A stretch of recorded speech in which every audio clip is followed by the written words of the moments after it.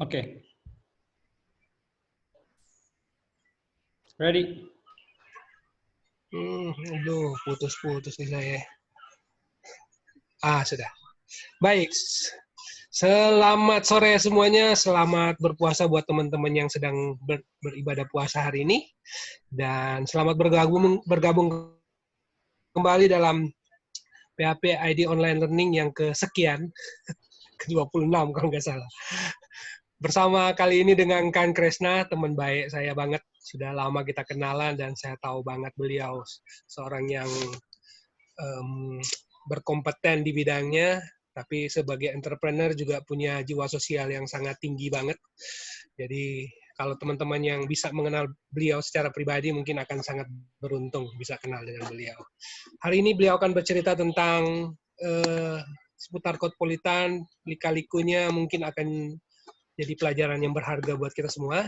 So, seperti biasa, sesi ini akan dimulai sekarang sampai dengan waktu berbuka. Jadi di sesi pertama kita akan mulai dengan presentasi, dan sisa waktu kita akan buka dengan tanya jawab. Kita lihat situasi dan kondisi. Kalau pertanyaannya banyak, berarti nanti saya yang moderator, tapi nanti kita lihat kondisi aja. Baik, tanpa perlu menunggu waktu lama, kita akan segera mulai dan silakan Kang Kresna, waktu dan tempat. Oke. Bismillahirrahmanirrahim. Assalamualaikum warahmatullahi wabarakatuh buat teman-teman semuanya. Terima kasih Om Peter atas waktunya dan undangannya untuk mengisi acara PHP ID Online Learning. Sekarang yang ke-26 ya Om ya. Jadi kemarin kan diskusi tuh sama Om Peter, kira-kira temanya apa yang cocok. Terus saya bilang, kayaknya saya pengen menyampaikan materi yang hanya saya yang bisa menyampaikan materi ini dan nggak ada lagi orang lain yang bisa menyampaikan materi ini. Jadi saya pengen menyampaikan materi yang memang sangat relevan dengan saya, yaitu Codpolitan itu sendiri. Kalau untuk materi teknis mungkin teman-teman yang lain banyak yang udah sharing. Sekarang kan udah ke-26, berarti udah 25 episode sebelumnya. Mungkin teman-teman udah bisa belajar dari teman-teman yang lainnya terkait teknis. Dan saya rasa banyak yang lebih jago dari saya kalau misalnya berbicara tentang teknis. Jadi saya coba membahas sesuatu yang nggak teknis-teknis banget. Mungkin nanti dalam prakteknya juga akan nyerempet-nyerempet tentang pemrograman. Namun saya nggak mau ngebahas hal yang terlalu teknis. Kali ini saya coba sedikit share tentang pengalaman saya selama menjalani Codpolitan, membangun Codpolitan dari mulai berdiri, bahkan mungkin akan saya coba cerita dari sebelum adanya Codpolitan juga kita akan mulai ceritanya. Mudah-mudahan beberapa pelajaran yang nanti akan saya ceritakan dalam kesempatan kali ini bisa menjadi pelajaran juga buat teman-teman semuanya. Ya mungkin kami belum sekelas Tokopedia kali ya, belum sekelas Bukalapak atau startup-startup lainnya yang valuasinya sudah besar. Kami masih mungkin masih kelas kecoa kali ya, masih kecil, masih sangat kecil dan sangat jauh dari kata sukses. Namun mungkin apapun itu, beberapa pelajaran yang saya dapatkan selama kurang lebih 6 tahun sebenarnya, 6 tahun dalam menjalani Codpolitan ini bisa bermanfaat buat teman-teman semuanya, terutama mungkin buat para programmer atau praktisi IT lainnya yang sedang berniat untuk membangun usaha atau sedang dalam merintis usahanya atau startupnya. Mungkin apa yang nanti saya sampaikan bisa sedikit banyak mungkin bisa ada pelajaran yang mungkin bisa teman-teman ambil. Ibarat kata pepatah kan pelajaran terbaik adalah pengalaman. Namun pada dasarnya kita tidak bisa mengalami semua pelajaran yang ada di dunia ini. Kita tidak mungkin bisa belajar semuanya. Kita terkadang bisa mempelajari, kita bisa belajar dari pengalaman orang lain. Jadi mungkin pengalaman saya di sini bisa jadi teman-teman pelajari. Kegagalan-kegagalan saya juga nanti mungkin bisa teman-teman pelajari juga sehingga teman-teman nggak usah mengalami kegagalan-kegagalan yang telah kami alami juga. Jadi walaupun pengalaman adalah guru terbaik, sepertinya seharusnya sehingga semua pengalaman kita sendiri yang jalani. Karena ada beberapa hal yang mungkin lebih baik kita melihat pengalaman orang lain. Contohnya kegagalan-kegagalan yang bisa kita temui dan kita nggak mesti mengalami kegagalan-kegagalan duluan. Jadi kita bisa belajar dari pengalaman orang lain juga. Nah, nanti saya akan coba menyampaikan beberapa hal yang mungkin bisa teman-teman ambil hikmahnya. Bisa saya coba share screen kali ya, Om ya. Saya udah nyiapin satu slide. Oke, satu slide. Oh ya, saya ucapkan selamat menjalankan ibadah saum buat teman-teman Muslim, programmer Muslim atau member PHP ID Muslim yang saat ini sedang menjalani ibadah saum Ramadan. Kita saat ini sudah memasuki 10 hari terakhir. Mudah-mudahan semangat kita tidak kendor. Walaupun mungkin Ramadan kali ini agak berbeda dengan Ramadan-Ramadan sebelumnya, di mana mungkin sebagian besar waktu kita bahkan taraweh dan ibadah-ibadah lainnya kita jalani dari rumah. Mudah-mudahan itu tidak mengubah semangat kita untuk beribadah dan bisa memanfaatkan 10 hari terakhir yang tersisa ini untuk menjadi lebih baik. Dan mudah-mudahan kita bisa dipertemukan dalam Ramadan selanjutnya. Oke, ini saya udah, teman-teman bisa lihat ya slide presentasi saya di layar teman-teman. Oke, saya coba lebih besar. Tema materi saya ini saya beri judul pelajaran dalam perjalanan Kodepolitan. Ini gimana cara mencirinya? Oke, ini aja. Pelajaran dalam perjalanan Kodepolitan oleh Kresna Galuh, saya sendiri. Jadi tema ini sebenarnya teman-teman, kenapa tema ini yang saya angkat? Karena pada dasarnya saya punya satu hutang sih kepada publik. Jadi 2019 lalu saya sempat posting buat teman-teman yang pernah atau berada dalam lingkaran saya di Facebook atau di Instagram mungkin pernah tahu artikel postingan saya di Facebook tersebut. Kalau nggak salah di April 2019 saya pernah posting di Facebook. Saya kurang lebih kayak gini. Kalau misalnya saya bikin video tentang pengalaman atau pelajaran-pelajaran apa yang saya dapetin selama membangun Kodepolitan, ada yang tertarik nggak untuk dengerin atau nonton videonya? Waktu itu di 2019 di April. Dan ternyata banyak sekali yang komen waktu itu dan bilang tertarik. Namun karena beberapa hal sampai saat ini belum saya kerjakan, videonya belum ada satupun. Jadi untuk menunaikan hutang tersebut, saya coba dengan sharing di PHP ID. Mudah-mudahan makanya tadi kemarin Om saya bilang komputer, Om ini bisa nggak saya record materinya supaya nanti saya bisa posting di YouTube. Nah, itu tujuannya untuk menunaikan hutang saya. Saya akan share pengalaman seperti yang saya sampaikan di 2019 lalu. Nah, oke, langsung aja kita masuk ke materi ya teman-teman. Oke, saya harap teman-teman udah kenal Kodepolitan, tapi nanti mungkin buat teman-teman yang belum kenal Kodepolitan, nanti akan saya share sedikit sebelum. Jadi nanti kurang lebih materinya saya akan bagi 3. Pertama-tama materinya adalah pengenalan tentang Kodepolitan. Khawatirnya kita ngomongin Kodepolitan, ada beberapa teman-teman yang nggak kenal apa itu Kodepolitan. Jadi tak kenal maka taruh. Jadi nanti kita taruh dulu Kodepolitan itu apa, kita udah berjalan dari mana sampai sekarang, apa aja yang udah kita jalanin. Ini akan kita coba bahas. Kemudian bagian kedua nanti akan ada kilas balik beberapa pengalaman sebelumnya. Dan yang terakhir nanti akan seri yang sebenarnya inti dari materi yang ingin saya sampaikan pada kesempatan kali ini, yaitu pelajaran-pelajaran apa, pelajaran-pelajaran yang paling penting sih menurut saya. Jadi sebenarnya pelajaran yang saya dapetin di Kodepolitan itu banyak banget. Selama kurang lebih 6 tahun ini banyak banget. Kalau dihitung mungkin sampai ratusan kali ya. Hampir setiap hari saya mendapatkan pelajaran baru dari Kodepolitan. Namun saya coba pada kesempatan kali ini pilihkan 15 yang paling menurut saya yang paling penting khususnya buat teman-teman bisa pelajari. Nanti ada 15 poin pelajaran yang akan saya sharing dalam kesempatan kali ini. Jadi seperti saya sebutkan sebelumnya, pertama akan ada sesi pengenalan Kodepolitan, yang kedua ada kilas balik, dan yang terakhir adalah pelajaran-pelajaran. Oke, buat teman-teman yang belum kenal saya, perkenalkan nama saya Kresna Galuh Deherlangga. Saya adalah CEO dan founder dari Kodepolitan. Buat teman-teman yang aktif di Instagram bisa follow, mungkin bisa berada dalam lingkaran saya, bisa follow Kresna Galuh @kresna_galuh. Kemudian Facebook teman-teman bisa udah sebelumnya udah batas pertemanannya 6.000 ya kalau nggak salah di Facebook. Jadi udah full.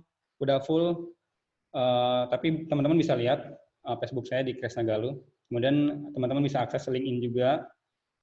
Dan dalam beberapa bulan terakhir saya bikin YouTube sih, channel YouTube Kresna Galuh De Herlangga. Walaupun sampai saat ini baru ada 2 video.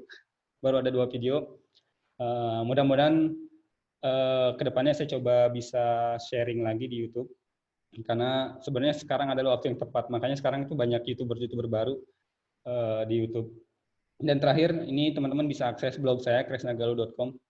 Kalau dulu sih saya sering nulis di kresnagaluh.com tentang pengalaman saya juga. Oke. Pertama, Codepolitan. Secara sederhananya teman-teman, Codepolitan adalah platform belajar pemrograman secara online dengan berbahasa Indonesia yang dikembangkan khusus untuk membantu generasi muda belajar dan berlatih pemrograman agar kompetitif di era industri 4.0. Ya, sederhananya kayak gitulah.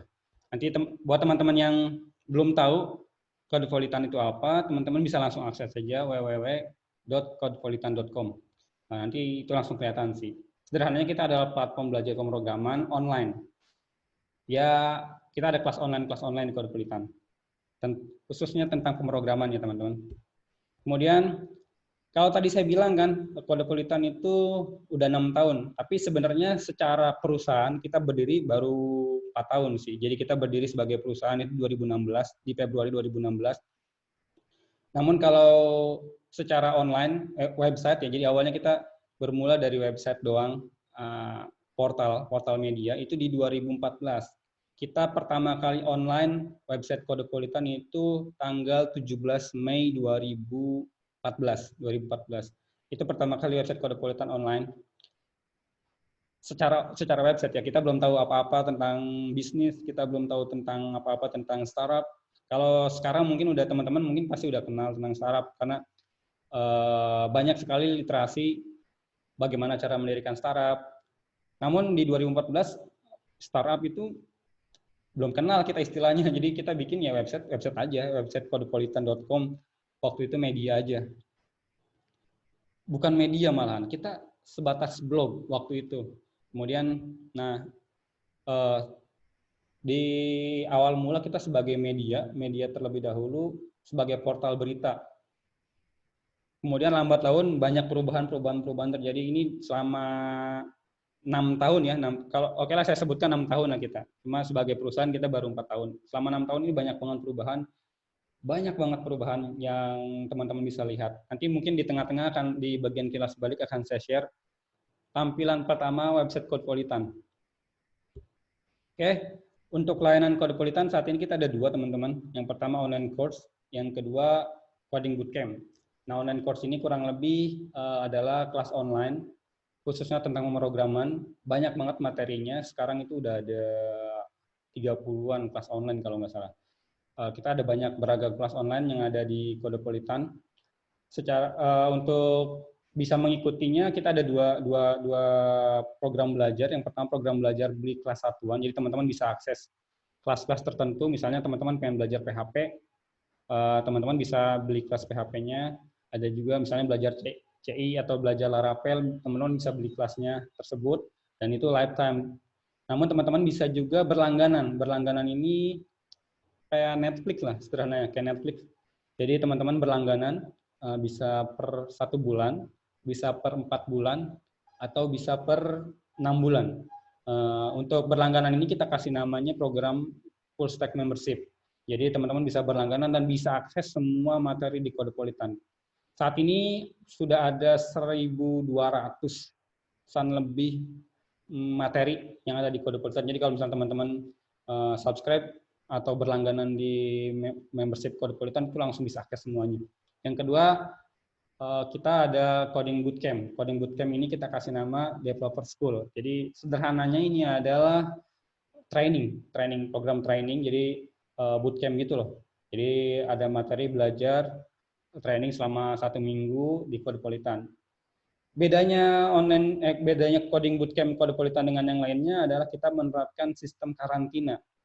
Jadi selama 1 minggu peserta akan dikarantina, tinggal di sana di Codepolitan, di penginapan, kita siapkan penginapannya, kemudian belajar di situ. Jadi tujuannya adalah supaya tidak terdistraksi oleh hal-hal yang lain. Jadi selama 1 minggu benar-benar fokus.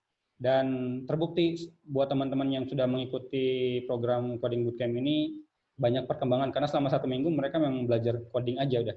Jadi kurang lebih kita ada 2 unit bisnis, yang pertama online course, yang kedua coding bootcamp. Ini angka-angka yang ada di Codepolitan sampai 2020 ini. Yang pertama kita punya saat ini ya teman-teman, Codepolitan setiap harinya dikunjungi 17.000 pengunjung per harinya. Kemudian kita ada 116.000 member aktif hingga saat ini. Kemudian ada 1.200 modul belajar berupa video. Kemudian ada 3.800 alumni developer school, alumni bootcamp-nya. Kemudian ada 27, ini belum saya update, sebenarnya udah ada 30-an kalau nggak salah, kelas online. Kemudian saat ini kita punya 50.000 murid kelas online, baik yang gratis. Jadi di Codepolitan tuh nggak semua bayar sih, ada beberapa kelas gratis yang teman-teman bisa akses. Contohnya ada kelas algoritma, ada kelas HTML, dan ada kelas mengenal pemrograman komputer, itu gratis. Jadi di Codepolitan ada kelas yang gratis dan ada kelas yang berbayar. Ini beberapa portfolio kami. Kami juga telah bekerjasama dengan beberapa perusahaan lainnya selama kurang lebih 4 tahun ini sebagai perusahaan. Dan masih banyak yang lainnya, ini kami tulis beberapa aja. Selanjutnya, saya akan coba share kilas balik. Jadi kan Codepolitan saat ini ya, jadi kalau saya bahas tadi sebelumnya, profil Codepolitan itu adalah yang saat ini teman-teman. Nah sedikit saya coba sharing kilas balik ini Codepolitan sebelumnya. Jadi sebelum adanya Codepolitan saat ini sampai sekarang kita akan saya coba share. Nah pertama, Codepolitan itu bermula dari nyangkod. Mungkin nggak semua orang familiar dengan nama ini. Beberapa mungkin ada sih. Tapi saya rasa nggak semua orang kenal Codepolitan, kenal nyangkod. Karena ini kita dirikan dari 2012. Jadi awal mulanya ya teman-teman, cikal bakalnya Codepolitan tuh namanya nyangkod. Nyangkod itu kami dirikan di 2012 saat kami masih mahasiswa. Jadi saya tuh lulus kuliah 2012, dan saat di semester akhir tuh kita diriin nyangkod. Saya sama teman-teman, beberapa orang teman-teman kita diriin nyangkod. Waktu itu kita punya cita-cita tinggi banget. Kita pengen bikin sosial media for programmer. Tapi awal mulanya kita bikin dengan majalah dulu. Jadi pas 2012 kita punya cita-cita nih, kita pengen bikin sosial media yuk buat programmer. Kita kan programmer nih, saya dan teman-teman mahasiswa lainnya yang founder Codepolitan, kita punya cita-cita, kita bikin sosial media dulu, tapi sosial media buat programmer, tapi sebelum itu kita bikin ini dulu yuk, bikin majalah. Jadi awal mulai Codepolitan tuh lahirnya sebagai majalah dulu. Jadi kita majalah programmer, bentuknya PDF gitu. Jadi kita tutorial gitu, kurang lebih tutorial PDF digital, bentuknya PDF. Jadi ada beberapa materi pemrograman kita tulis di situ. Jadi terbitnya waktu pertama kali launching itu kita terbit 2 minggu sekali. 2 minggu sekali kita terbitin PDF, terbitin majalah. Awal mulanya itu kenapa kita punya ide kayak gitu? Jadi kita pengen punya website di mana beberapa minggu sekali orang datang ke website kita buat dapetin informasi, buat download sesuatu. Waktu itu terinspirasinya dari website manga, kan waktu itu masih sering nonton baca manga bajakan di internet. Jadi setiap minggu saya udah pantengin nih, setiap hari Rabu nih akan keluar Naruto nih. Jadi ya udah kita nonton, kita setiap hari Rabu saya pasti kunjungi website tersebut. Nah, setiap hari Rabu tuh ada manga baru tentang Naruto. dan One Piece waktu itu. Nah, saya pengen punya website kayak gitu tuh. Kita pengen punya website gimana orang setiap beberapa waktu sekali, beberapa minggu sekali akan datang ke website kita buat download materi. Waktu itu awalnya udah 2 minggu sekali, dan kemudian berubah jadi 1 bulan sekali, dan akhirnya 2 bulan sekali, dan akhirnya tidak menerbitkan. Jadi awal mula Nyangkot. Nyangkot itu 2012 teman-teman. Jadi ini awal mula Codepolitan.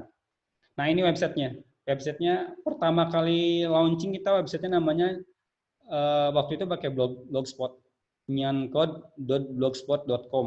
Kemudian akhirnya kita beli domain.com. Jadi awalnya nyangkod.blogspot.com jadi nyankod.com. Nah ini website tampilan pertama kita. Jadi kita tuh waktu itu pengen unik aja. Jadi kalau belajar pemrograman itu kan susah ya teman-teman. Semua orang sepakat lah bahwa pemrograman itu susah. Saya sendiri susah. Saya rasa nggak ada orang yang bilang pemrograman itu gampang buat pertama kali ya. Kecuali udah belajar, udah berjalan seiring waktu dan udah menemukan polanya, maka mungkin akan gampang. Tapi buat pemrograman itu susah karena nggak semua orang bisa belajar pemrograman kalau bener nggak serius banget. Nah, karena belajar pemrograman itu susah, kita punya konsep gimana kalau pemrograman itu kita bikin enjoy. Jadi belajar pemrogramannya dengan nama-nama makanan. Contohnya ini edisi kelima kita namanya bakwan arai. Edisi yang lainnya ada lagi, pokoknya namanya unik-unik itu. Kita bikin seunik mungkin, sesimpel mungkin, dan sejenaka mungkin sih waktu itu konsepnya. Ini edisi pertama kalau nggak salah. Edisi pertama nama rubriknya Hello World. Kemudian ini edisi keberapa nih? Edisi kelima tadi bakwan arai. Kemudian ini ada Noga namespace. Ini edisi ke-17. Kemudian pernah kita ganti nama, awalnya Nyangkod Max ya. Awalnya Nyangkod itu merupakan majalah, kemudian di edisi ke-18 namanya di Coder Talk. Nah ini udah mulai ada Codepolitan sih, tapi Codepolitan itu masih sebatas sampingan. Nanti akan saya coba ceritakan. Nah ini, jadi awal mula kita ada Nyangkod juga kita, karena memang mungkin ya, karena saya dari SMA sudah dicekokin buku-buku tentang wirausaha, dan banyak sekali menelan informasi motivasi wirausaha. Jadi walaupun kita nggak ngeting jalan ini, kita udah pede aja. Jadi kita sempat buka booth di acara UPI ini di Kompes, kalau salah Kompes. Itu apa ya? Ya di UPI waktu itu, saya lupa nama acaranya ini. Terus kemudian di UI juga pernah. Jadi kita pernah bikin beberapa booth. Walaupun sebenarnya kita nggak tahu kita bisnisnya kayak gimana, kita belum ngerti waktu itu. Kita ya anak-anak muda yang nggak jelas aja, yang pengen bikin usaha tapi nggak tahu usahanya apa, bisnisnya apa. Kita cuma punya website aja. Sederhana itu, senekat itu. Nah ini booth kita di UPI ini. Tempat belajar, kumpul, diskusi, dan seru-seruan para pecinta programming. Itu waktu itu kita tagline-nya itu ya. Dan sekarang saya lihat itu kepanjangan buat sebuah tagline. Oke. Kita juga pernah sharing di beberapa kampus waktu masih sebagai Nyangkod ya. Nah, teman-teman bisa lihat tuh di belakang saya itu, ini gambar saya, teman-teman. Jadi ada logo Nyangkod, ada logo Codepolitan.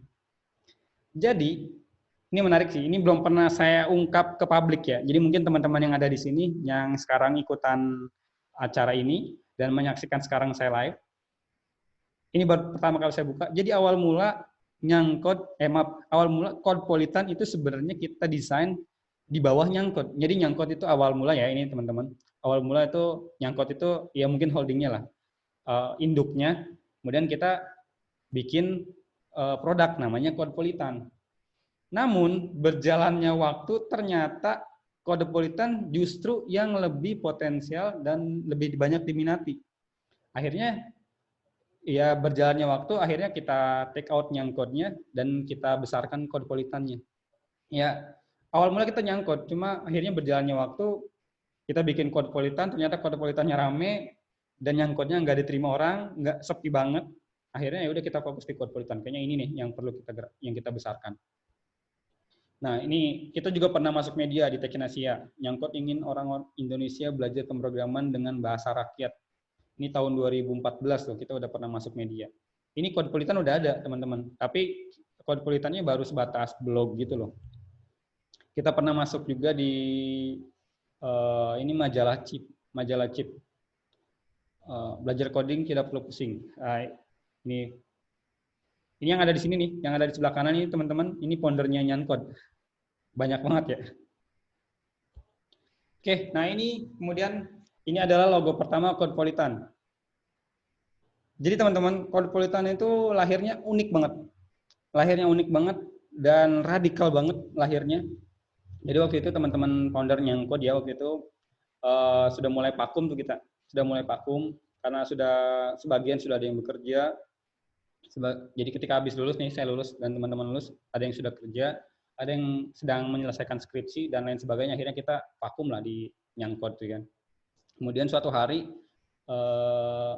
saya punya ini idenya dari saya waktu itu. Jadi awalnya kepikiran gimana kalau misalnya ada sebuah website yang kalau orang pengen tahu informasi tentang pemrograman, datang ke website itu aja.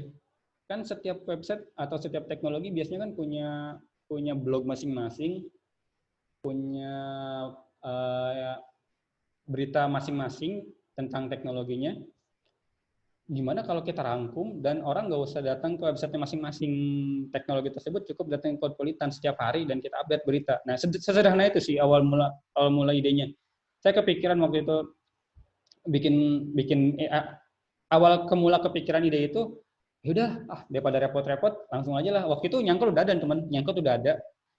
Yaudah kita bikin, yaudah saya bikin aja nih. Waktu itu saya sendiri yang bikin websitenya, pakai WordPress kalau salah, pakai WordPress. Awal mula bahkan namanya bukan Codepolitan. Jadi tanggal 16 nih teman-teman, tanggal 16 Mei. Tanggal 16 Mei waktu itu websitenya namanya bukan codepolitan.com, namanya codimio.com. Ini 16 Mei 2014. Jadi awal mula saya sendiri bikin iseng aja, artikelnya udah saya bikin sendiri. Nah, tanggal 16 saya kasih tahu, saya presentasi teman-teman founder Nyangkod yang lainnya. Teman-teman, gue punya ide gini nih. Gimana kalau kita bikin produk sambil iseng aja ngerjain Nyangkod. Kan ceritanya waktu itu Nyangkod yang utamanya. Jadi Codepolitan tuh isengnya.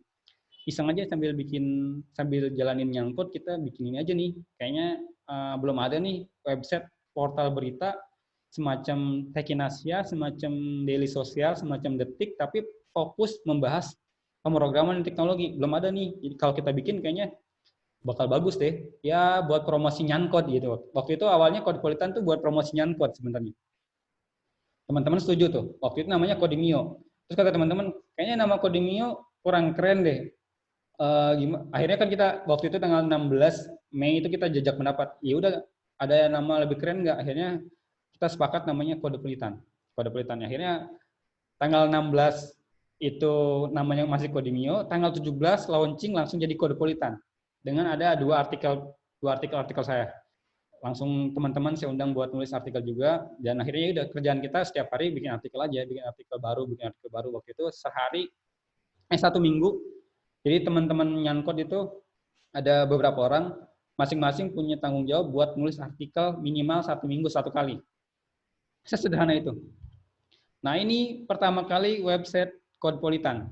Ini website Codepolitan waktu itu codepolitan.com, udah .com ya. Tampilannya sederhana banget, kita cuma ya blog. Seperti yang saya bilang tadi, ini cuma blog aja, cuma blog berita doang, blog berita. Nah, di sini teman-teman bisa lihat, kita emang awal mula kan bikin Codepolitan buat promosi Nyangkod. Nah, ini Nyangkod ada saya tulis di sini di atas. Di sebelah kanan dan Nyangkod Magazine ini edisi 17 nih. Jadi emang awal mula Codepolitan tuh adalah media yang kita desain untuk promosi Nyangkod. Namun ternyata yang dijadikan alat untuk promosi justru lebih mudah diterima karena waktu itu belum ada satupun portal yang fokus membahas pemrograman yang fokus yang serius ya sebagai sebuah brand. Waktu itu belum ada. Kalau blog-blog pribadi banyak banget sih. Blog-blog pribadi banyak banget yang membahas tentang programming. Udah banyak banget orang yang personal yang nulis tutorial, yang nulis berita, tapi itu atas nama personal. Waktu itu belum ada website yang fokus banget membahas tentang pemrograman di Indonesia. Akhirnya ketika kita launching, waktu itu kita pakai fanpage-nya Nyankode buat share-share-nya, dan rame. Kita bikin 2 fanpage waktu itu, fanpage Nyankode dan fanpage Codepolitan. Awalnya rame banget, ternyata lama-lama ini fanpage-nya Nyankode malah kalah banyak followersnya dibanding Codepolitan. Codepolitan jadi cepat banget perkembangan cepat banget. Karena mungkin waktu itu belum ada website tentang hal ini. Kalau sekarang sih saya lihat udah banyak banget website yang seperti Codepolitan di awal-awal, banyak banget yang isinya berita tentang pemrograman. Waktu itu belum ada, jadi ketika kita launching pertama kali rame banget, dan waktu itu kita ya share artikel yang menurut kita perlu aja, misalnya contohnya 10 teknologi Microsoft yang bisa kamu ikuti di grup-grup Facebook. Jadi sumber-sumber informasinya juga yang dekat dengan kita, grup-grup Facebook, dan lain sebagainya. Ini tampilan website Codepolitan pertama kali. Nah, tadi kan ini logo Codepolitan pertama ya. Ini karena iseng banget, jadi karena waktu itu kan tanggal 17 Mei, namanya ganti nih Codepolitan. Tapi logonya gimana? Udah tulis aja apa aja lah. Ini kan cuma sampingan doang, kita kan bikinnya Nyankode. Codepolitan itu cuma iseng doang. Ya udahlah, yang penting ada aja tuh. Akhirnya bikin nih. Ini saya yang bikin nih, teman-teman. Ya sekedarnya, nggak tahu ini apa maksudnya, jadi aja lah intinya. Yang penting ada logo aja, yang penting ada logo buat pertama. Kemudian seiring waktu berjalan, kita udah mulai banyak pengunjungnya. Awal mula ratusan per hari, kemudian jadi ribuan, mulai banyak sampai 5.000. Kalau sekarang sudah 17.000 visitor per hari ya. Kemudian akhirnya kita rasa kayaknya website Codepolitan logonya jelek nih. Akhirnya kita ganti. Ini website Codepolitan yang kita ganti dan kita pakai sampai sekarang. Dan akhirnya di 2018 kalau nggak salah, kita punya kantor sendiri. Jadi sebelum di 2016 kita bikin, ini 2017 nih teman-teman. 2017 kita punya kantor sendiri. 2016, saya lupa 2000 apa ya? 2016 kita masih di Cimahi, waktu itu nebeng kantor.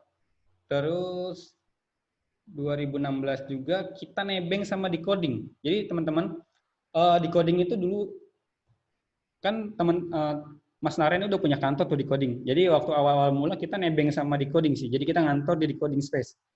Itu tahun 2016 kalau nggak salah ya, pas habis mulai berdiri Codepolitan, kemudian kita diperbolehkan untuk berkantor di Decoding. Jadi kalaulah ada orang yang saya ingin ucapkan terima kasih sampai sekarang dan berjasa sama Codepolitan, salah satunya adalah Mas Narendra sih dari Decoding. Jadi Decoding cukup membantu Codepolitan dan bisa membuat Codepolitan sampai sekarang ya, salah satunya adalah ada jasa dari Decoding juga.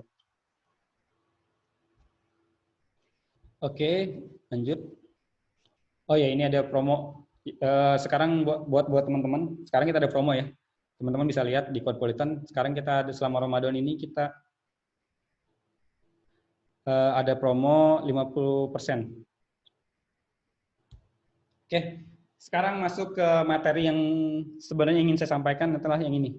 Jadi materi utamanya adalah pelajaran-pelajaran. Kalau tadi sebelumnya kita membahas tentang pengenalan Codepolitan itu apa, kemudian kita udah kilas balik Codepolitan, dan sekarang ini materi yang sebenarnya ingin saya sampaikan adalah materi yang ini, yaitu pelajaran-pelajaran yang saya dapatkan di Codepolitan. Mudah-mudahan apa yang nanti saya sampaikan bisa bermanfaat buat teman-teman. Jadi ini saya rangkum ada 15, sebenarnya banyak banget teman-teman. Ada banyak banget pelajaran yang saya mau share. Cuma karena mungkin waktu kita terbatas, karena nanti juga ada sesi diskusi juga. Ini sambil ngobrol aja, saya pilihkan 15 pelajaran yang menurut saya paling penting sih.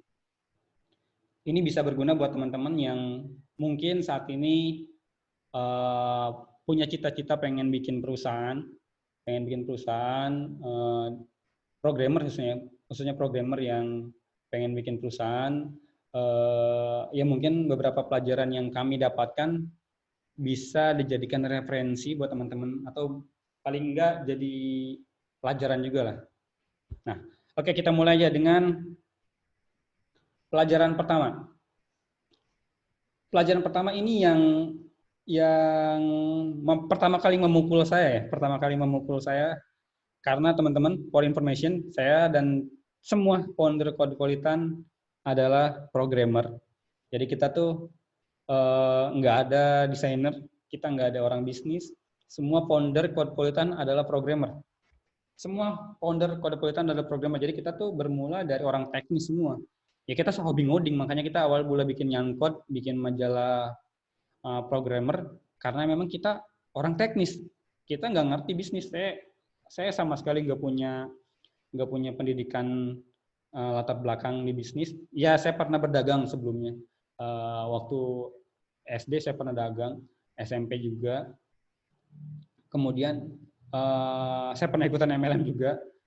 Tapi hanya sebatas itu pengetahuan bisnis saya. Saya mungkin termasuk orang yang sering ngedengerin materi motivasi tentang wirausaha, tapi hanya sebatas itu. Kita tidak punya pengetahuan sama sekali tentang bisnis, bagaimana cara menjalankan perusahaan. Jadi ini adalah pelajaran pertama saya yang pertama kali memukul kami pada kenyataan. Jadi awal mula kita nggak tahu apa-apa, ini orang teknis yang nggak jelas, pengen bikin perusahaan, namun salah sudut pandang.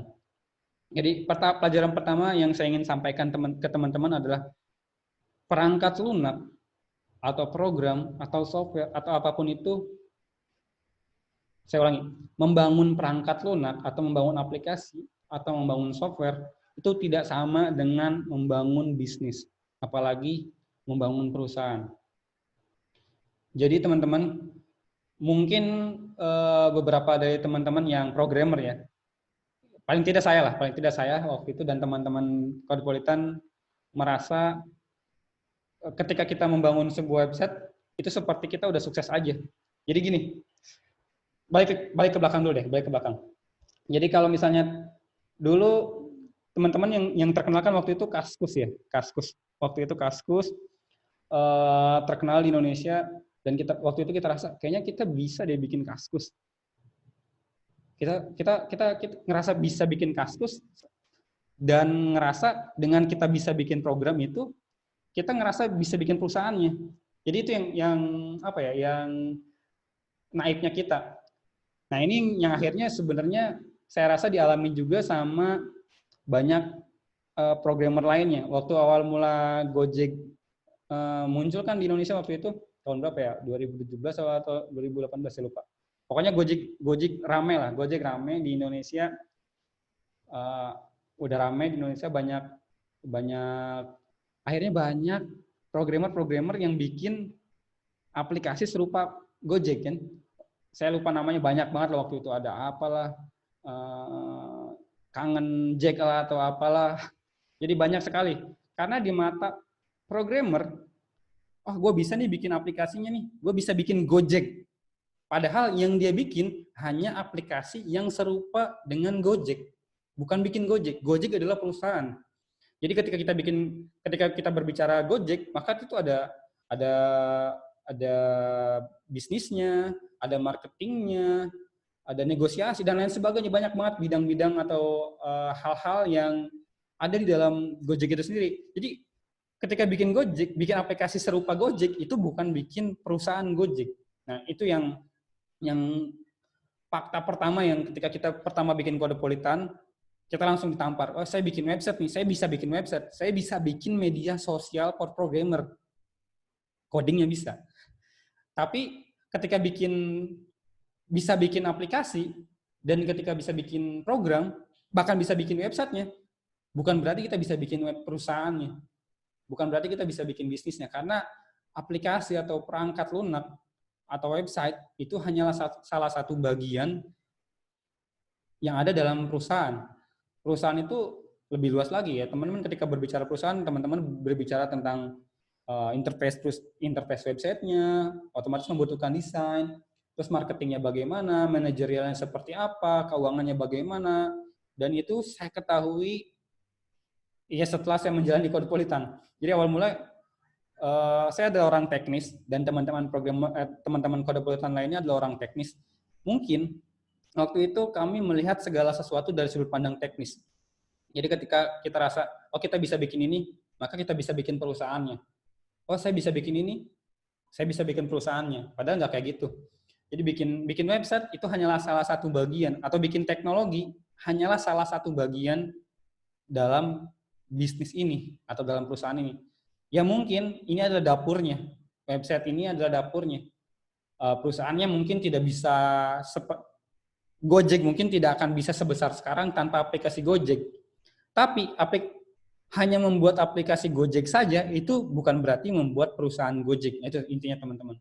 Jadi ini adalah pelajaran pertama yang mau saya share buat teman-teman, karena saya share-nya di teman-teman programmer, teman-teman PHP ID, saya rasa kebanyakan teman-teman programmer yang adanya. Jadi mungkin ini adalah pelajaran pertama yang mau saya sampaikan. Jadi membangun perangkat lunak itu tidak sama dengan membangun bisnis atau membangun perusahaan. Itu beda banget. Membangun perangkat lunak hanyalah salah satu aktivitas dari membangun bisnis. Itu poinnya. Kemudian pelajaran kedua. Nah, ini juga yang cukup menampar kami dan yang membuat nyangkut gagal. Jadi awal mula teman-teman, buat teman-teman yang baru bergabung dalam program ini dan baru mengikuti acara PHP ID Online Learning yang sekarang dan belum mendengar yang sebelumnya tadi saya sampaikan. Jadi awal mula kami membangun namanya Nyankode dulu. Nyankode, kemudian kita bikin Codepolitan. Nyankode awal mula adalah majalah digital untuk belajar pemrograman. Namun cita-citanya sebenarnya ingin bikin sosial media untuk programmer. Nah, kita bikin Nyankode ya, 2012 kan bikin majalah digitalnya. Kemudian kita 2014 kita bikin Nyankode, bikin website sosial medianya. Sosial media kita bikin tuh 2014 kita udah bikin. Wah, lengkap sekali fiturnya. Udah kayak Facebook sih, tapi lebih sederhana. Intinya kayak kita waktu itu kepikiran kayak gini, kita bikin Facebooknya buat programmer waktu itu. Wah gila, cita-citanya gila banget, niatnya gila banget, tapi naif sih, nggak ngerti, kita orang teknis yang nggak ngerti apa-apa kita waktu itu. Kita cuma bisa bikin websitenya, makanya tadi nyambung sih sama pelajaran pertama. Jadi kita bikin banyak banget fitur, wah ini kayaknya kalau ada fitur ini kita bikin nih, wah bakal keren nih, kayaknya perlu fitur ini, perlu fitur itu, kita bikin serumit mungkin websitenya, jadi secanggih mungkin waktu itu kita pikiran, karena kita programmer. Saya programmer dan teman-teman founder Codepolitan lainnya adalah programmer. Yang kepikiran sama kita teknis. Fiturnya, teknologinya kita pikir, wah kayaknya fitur ini keren banget nih buat programmer, kayaknya perlu ada fitur ini nih. Wah, fitur banyak banget fiturnya. Sayangnya saya belum sempat cari halaman website Nyankode. Nanti mungkin di lain kesempatan saya coba share halamannya. Saya udah lama, udah nggak tahu disimpan di mana, kayaknya sih ada. Kalau nggak salah disimpan sama Orija semuanya. Orija nyimpen tuh dokumennya dari perjalanan pertama Codepolitan, dari Nyankode dari awal mula sampai sekarang dia nyimpen. Nanti mungkin di kesempatan lainnya saya coba share dan saya tampilin semuanya. Jadi awal mula kita bikin Nyankode banyak banget fiturnya. Namun pada akhirnya nggak kepake teman-teman. Karena kita salah. Kita bikin sesuatu langsung fiturnya dulu, kita pentingin banyaknya fitur, tapi ternyata nggak ada penggunanya. Padahal banyaknya fitur atau fitur yang canggih itu nggak ada artinya kalau nggak ada yang pakai. Ya teman-teman bikin website atau aplikasi canggih banget, tapi ternyata yang pakai teman-teman doang, sendirian. Ya mungkin kepake buat teman-teman sendiri, tapi kalau misalnya teman-teman targetnya buat orang lain, tapi tidak ada orang lain yang menggunakan, maka fitur canggih itu nggak ada artinya teman-teman. Jadi kemudian akhirnya kita belajar nih. Sayangnya kami waktu itu belajarnya benar-benar dari pengalaman sendiri, jadi prosesnya lama. Jadi Codepolitan tuh kita bergeraknya lama teman-teman. Sampai sekarang baru sebesar sekarang sih, baru seperti sekarang. Jadi kita awal mulai emang banyak banget kegagalan yang kami dapati. Bahkan sampai akhirnya kami bikin Codepolitan, kami masih punya mindset kita bikin canggih dulu, tidak berorientasi pada kebutuhan user. Nah, akhirnya belakangan kami mulai tersadar bahwa seharusnya ketika kita bikin sebuah aplikasi atau website atau apapun itu sebenarnya produk yang kita ingin orang lain gunakan, seharusnya kita tes dulu. Kita tes dulu, kita bikin MVP-nya terlebih dahulu. Ini cocok enggak? Kalau cocok, kita kembangin fiturnya dengan fitur yang sederhana dulu. Harusnya seperti itu. Nah, akhirnya kita belajar tuh. Kemudian, buat teman-teman mungkin kalau pengen teman-teman yang ingin belajar hal ini ya, teman-teman bisa baca Lean Startup. Ini materinya di Lean Startup ada sih. Ya kita baru tahu di tengah jalan, oh ternyata jangan dibikin semuanya dulu, fiturnya tuh dikeluarkan bertahap sedikit demi sedikit, dites terlebih dahulu, diuji dulu ke market ya, dilempar ke market cocok atau enggak, kalau cocok kita kembangkan, harus seperti itu. Salahnya kita, karena kita programmer, oh gue bisa bikinnya nih, ini gampang nih bikinnya, kita bikin. Jadi karena waktu itu orientasinya kita programmer tuh kan gini, lo bisa bikinnya? Bisa. Jadi kayak ditantang gitu, oh kayaknya fitur ini keren, bisa nggak bikinnya? Bisa, kita bikin. Jadi nggak peduli itu, kita nggak peduli orang lain mau pakai atau enggak, jadi kita bikin aja dulu. Nah akhirnya kita belajar tuh, bahwa sebenarnya fitur canggih itu nggak ada artinya teman-teman, kalau nggak ada yang menggunakan. Jadi ketika nanti teman-teman ya, mungkin buat yang baru mau mulai bikin startup atau bikin produk, jangan berorientasi pada fitur. Kalau mau bikin fitur jangan canggihnya dulu yang dijadikan prioritas. Tapi apakah fitur ini berguna atau enggak? User pakai enggak nih fitur ini? Canggih-canggih kalau enggak kepake sama user gimana? Buat apa gitu kan? Hanya menjadi beban maintenance aja akhirnya. Oke, itu pelajaran kedua teman-teman. Sampai sini jelaskan suaranya teman-teman ya? Oke, saya lanjut ke pelajaran ketiga. Ini pelajaran ketiga. Dan ini yang harus benar-benar kita pahami. Yang waktu itu nggak kepikiran sama sekali sama kita. Ya, mungkin kepikiran tapi nggak tahu caranya, yaitu karya itu butuh bahan bakar teman-teman. Niat baik aja tidak cukup. Jadi kalau teman-teman bikin startup atau bikin produk lah, nggak usah startup, bikin produk. Teman-teman bikin produk atau bikin karya. Percayalah nih teman-teman, kalau teman-teman pengen punya karyanya bagus, pengen punya karyanya dipakai banyak orang, pengen punya karyanya benar-benar bermanfaat, teman-teman butuh bahan bakar. Sekedar, oh gue pengen sharing aja, nih gue butuh produk nih, tapi nggak ada bahan bakar yang teman-teman hidup darinya, teman-teman akan nggak fokus dan karya tersebut akan terbengkalai. Jadi karya itu benar-benar butuh bahan bakar. Makanya kalau teman-teman mau bikin produk, pastikan teman-teman pikirin proses bisnisnya, bagaimana si karya ini bisa menghasilkan buat teman-teman yang akhirnya teman-teman bisa melanjutkan karya. Oke lah, kita nggak usah materialistik, fokus sama misalnya beberapa orang, oh gue mah pengen berkarya aja. Gue nggak peduli sama penghasilannya, mau ada penghasilan atau enggak masalah, atau berapapun itu nggak masalah. Gue mah butuhnya karyanya. Tapi tetap ketika teman-teman nggak punya bahan bakar, teman-teman akan terkendala. Karena pada akhirnya teman-teman butuh makan, teman-teman butuh energi buat menjalankan lanjutannya. Misalnya ya, teman-teman bikin karya pertama. Oke, teman-teman masih bisa bertahan. Selanjutnya, karya tersebut teman-teman kembangin, masih bisa bertahan. Tapi selanjutnya, untuk mengembangkan karya tersebut, teman-teman tetap butuh bahan bakar. Nah, bahan bakar inilah yang bikin kita bisa memastikan karya kita tetap bagus. Dengan bahan bakar inilah kita bisa memastikan karya kita tidak asal jadi. Dengan bahan bakar inilah kita bisa memastikan karya kita tetap berlanjut. Nah, jadi pelajaran nomor 3 buat teman-teman, karya butuh bahan bakar. Niat baik saja tidak cukup. Terlepas dari teman-teman punya niat, sebagai seorang muslim kita biasanya punya prinsip khairunas anfa'uhum linnas.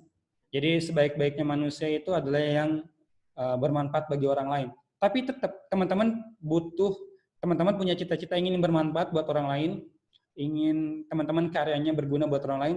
Tapi kalau teman-teman ingin karyanya bagus, ingin karyanya benar-benar powerful, bahan bakar itu mutlak perlu.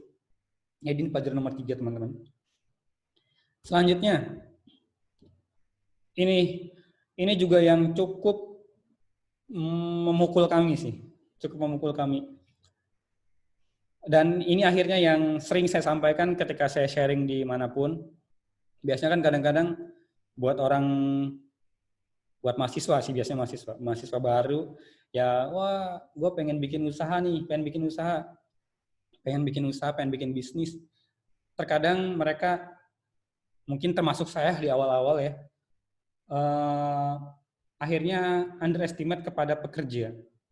Jadi awal-awal tuh kita ngerasa pengusaha itu adalah level tertinggi dari sebuah level tertinggi manusia misalnya, menjadi pengusaha itu keren banget. Selain menjadi pengusaha itu nggak keren.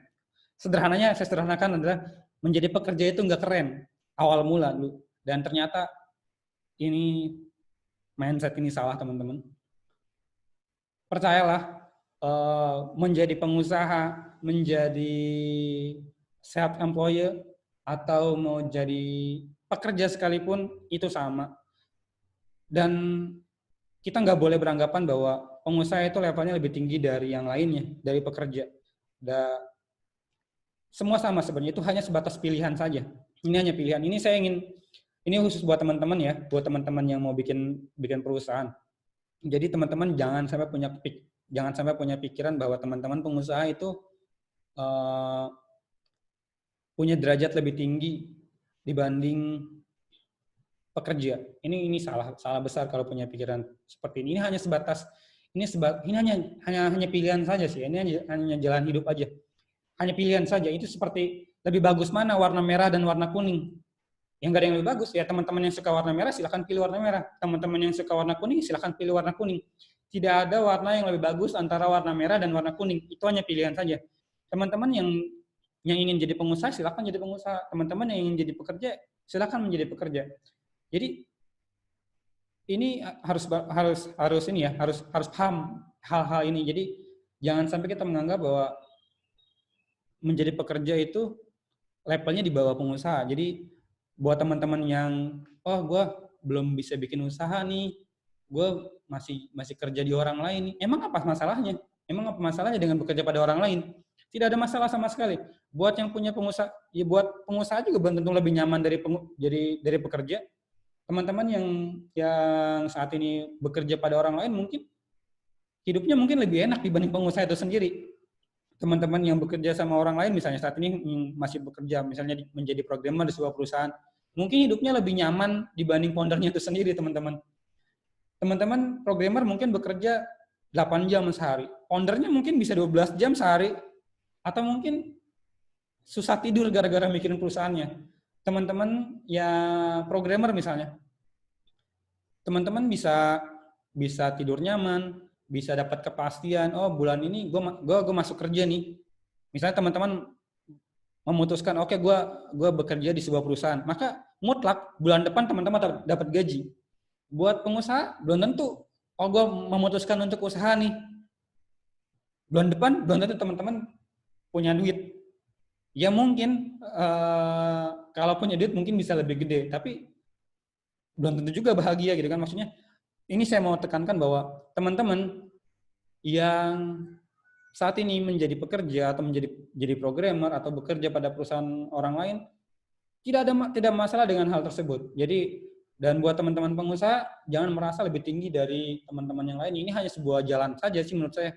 Kalau teman-teman punya tujuan ya, misalnya tujuan, contoh sederhananya kita pakai tujuan aja deh biar gampang. Teman-teman mau beli rumah misalnya, dengan beli rumah teman-teman bisa pakai 2 cara. Teman-teman menjadi pengusaha, hasil usahanya teman-teman beli rumah, mungkin butuh berapa tahun misalnya. Teman-teman bisa juga lakukan tersebut dengan teman-teman bekerja.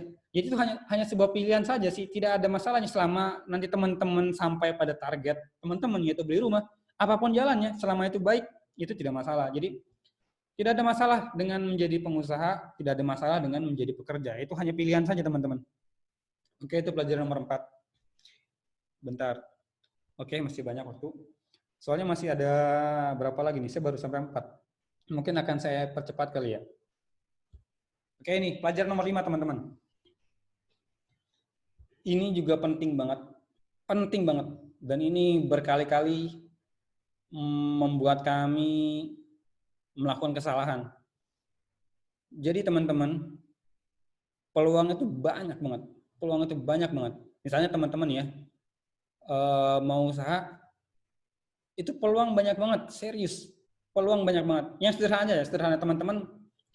Sekarang megang sesuatu deh, pegang sesuatu benda terdekat dari teman-teman. Apa yang paling dekat, misalnya teman-teman megang laptop, itu udah jadi peluang teman-teman. Teman-teman bisa jual laptop, bisa melakukan sesuatu dengan laptop, bisa coding dengan laptop. Terus teman-teman pegang HP. Teman-teman bisa jualan HP, teman-teman bisa main game atau apa, pokoknya semua yang ada di sekitar kita itu banyak banget peluang. Peluang itu banyak banget. Nah, masalahnya tidak semua peluang harus kita ambil. Sekali saya ulangi, tidak semua peluang harus kita ambil. Karena pada dasarnya kita harus fokus dengan diri kita sendiri. Nah, ini seringkali kode-kodean dulu pas awal-awal kita salah langkah. Jadi kadang-kadang, oh ini ada peluang nih kita kerjain.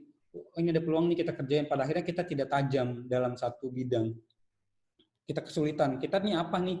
Karena semua kita kerjain gitu kan. Ibaratnya gini sih. Ini terkait fokus ya teman-teman. Ini terkait fokus. Misalnya ya, saya bikin analogi. Ini teman-teman punya di depan ada target panahan. Misalnya teman-teman lagi panahan nih. Teman-teman lagi panahan. Teman-teman cuma punya anak panah 8. Anak panah 8 yang bisa teman-teman tembakan.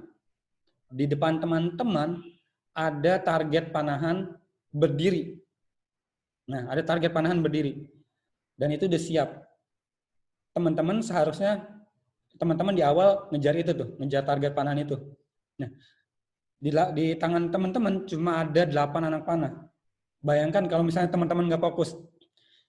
Tiba-tiba di kanan, wah ada ayam nih, ada ayam. Kayaknya daripada nembak yang panahan ini, mendingan nembak ayam deh. Ayo teman-teman tembak ayam, nggak kena. Tembak ayam nggak kena. Wah, di situ ada yang bagus lagi tuh. Ada apa ya? Ada rusa misalnya. Saya mau tembak rusanya. Teman-teman tembak, mungkin kena sedikit, tapi ya mungkin melesetnya kayak gitu. Akhirnya anak panah teman-teman tersisa cuma berapa. Dan akhirnya teman-teman nggak bisa mencapai target teman-teman. Nah, oleh karena itu sebenarnya teman-teman tidak semua peluang itu harus diambil. Lihat kemampuan teman-teman, lihat sekarang teman-teman fokusnya di mana. Karena peluang itu serius nih. Ini banyak banget. Dimanapun kita ngelihat sebenarnya peluang. Teman-teman lihat baju itu bisa jadi peluang juga. Teman-teman bisa jual baju, misalnya contohnya. Peluang itu banyak banget. Tapi masalahnya tidak semua peluang harus teman-teman ambil. Kita harus fokus dan kita kenal diri kita. Kita ini sebagai apa? Kita mau dikenal sebagai apa? Apa yang kita bisa lakukan? Apa resikonya kalau kita ambil peluang tersebut? Perhatikan juga sumber daya yang kita punya. Kalau misalnya kita fokus di hal tersebut, kemudian kita fokus ke yang lainnya bagaimana? Misalnya sekarang kita fokus di satu bidang nih, kemudian sedangkan sumber daya kita cuma ada sedikit, kemudian kita bagi menjadi 2 bidang, dan akhirnya di bidang pertama kita nggak fokus, di bidang kedua nggak fokus, dan akhirnya seperti itulah, tidak ada yang fokus, tidak ada yang kena target. So, pelajaran nomor 5, tidak semua peluang harus diambil, teman-teman. Selanjutnya, pelajaran nomor 6. Apalah arti sebuah nama? Ini unik sih. Ini unik. Jadi, saya ulang lagi. Sebelum awalnya Codepolitan ada, kita punya namanya Nyancode. Nyancode. Ya, ini buat dari sini aja sih, buat belajar tentang Nyancode. Jadi mungkin nggak semua materi yang sekarang ini, yang nomor 6 ini mungkin tidak semua relevan. Tapi ini saya mau sampaikan karena ini menarik sih. Awal mula nama kita adalah Nyankot. Ternyata memperkenalkan nama Nyankot itu susahnya minta ampun. Teman-teman saya kebanyakan orang Sunda. Ya mungkin gampang-gampang aja Nyankot. Tapi buat teman-teman yang lainnya itu mengucapkan nama Nyankot itu susah. Jadi kadang-kadang ada yang misalnya saya perkenalkan saya Nyankot. Sorry, Nyankot apa-apa. Jadi ada yang salah nulis, ada yang nyangkot, macam-macam. Wah, repot banget kita. Akhirnya memperkenalkan nama sudah menghabiskan waktu untuk memperkenalkan bisnisnya itu sendiri. Jadi repot. Jadi apa artinya sebuah nama? Penting. Nama itu penting. Jadi kalau misalnya nanti teman-teman bikin sebuah usaha, pastikan namanya mudah diingat, mudah diucapkan, terutama untuk target market teman-teman. Target marketnya orang Indonesia, ya minimalnya mudah diucapkan oleh orang Indonesia. Targetnya orang Barat, ya minimalnya mudah diucapkan oleh orang Barat. Itu pelajaran nomor 6. Pelajaran nomor 7. Ide bisnis itu tidak harus selalu rumit. Nah ini menarik lagi teman-teman. Awal mula Codepolitan ada itu kan kita bikin Nyankot. Kita bikin Nyankot tuh bikin yang namanya media sosial untuk programmer. Kita nggak ngerti bagaimana proses bisnisnya, nggak kebayang lah waktu itu. Akhirnya kita bikin Codepolitan pun kita nggak ngerti nih proses bisnisnya seperti apa. Karena kita mikirinnya, wah kita kan berbisnis internet nih, proses bisnisnya harus keren. Wah harus ada membership, harus ada apalah segala macam, harus ada walletnya, macam-macam lah. Waktu itu kepikiran udah macam-macam, udah teknologinya. Kita bikin bisnis internet itu minimal iklan lah waktu itu. Padahal sebenarnya kalau bisnis itu nggak harus selalu rumit sih. Dan ini akhirnya kita terapkan di Developer School. Kalau teman-teman tahu Developer School kan sederhana banget, hanya sebuah program training. Program training dari dulu udah ada. Jadi ketika kita bikin bisnis sebenarnya kita nggak mesti bikin sesuatu yang belum ada sama sekali. Ya. Jadi teman-teman, gue mau bikin usaha nih, gue mau bikin usaha yang belum pernah ada di dunia. Ngapain? Ya boleh sih, maksudnya boleh. Tapi ngapain ya? Ngapain repot-repot gitu kan? Kalau teman-teman mau bisnis adalah menghasilkan uang. Menghasilkan uang, ya menghasilkan uang. Yang penting menghasilkan uang, sederhana pun nggak masalah. Waktu itu kita kepikiran bikin bisnis yang belum pernah ada. Ngapain nih maksudnya repot banget sih bikin bisnis yang belum pernah ada orang pikirin gitu kan. Akhirnya kita bikin tuh waktu itu Developer School dan rame. Padahal konsep bisnisnya sangat-sangat sederhana, yaitu bikin training. Hanya kita tambahkan karantina. Jadi ini Developer School ini sederhana banget, sama kayak proses bisnis training pada umumnya. Ya teman-teman bisa lah tahu training itu di mana-mana sama sebenarnya. Kita cuma tambahin salah satu pembedanya, karantina.